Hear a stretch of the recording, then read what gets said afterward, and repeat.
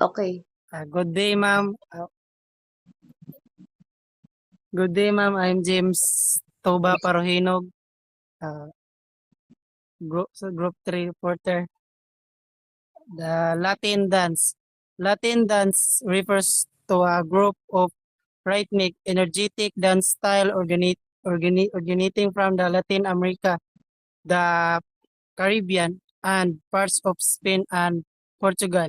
It is often performed both socially and competitively, and it's a central feature of many cultural festival. This is the popular types of Latin dance include. First is salsa. Uh, Salsa dance is lively and energetic style of dance that originated in Latin America, particularly in Cuba, Rico, and Colombia. It is characterized by this is the key feature of rhythmic movements, partner work, improvisation, Cuban style, Colombian style, maurata din. Second is bachata. Bachata, bachata is a Latin dance and music originating originating in the Dominican Republic.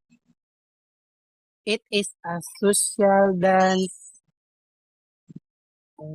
often performed with close, intimate contact, featuring a simple eight step contact featuring a sample eight step structure and focus on hip movements. Maura to kasi sunod ako. Ako. Ikado kalado. Number 3 is cha-cha.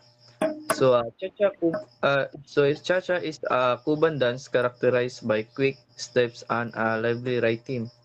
So kaning cha-cha is so very familiar man ni sa to ano kay daghan kay magsayaw ni sa tuwa.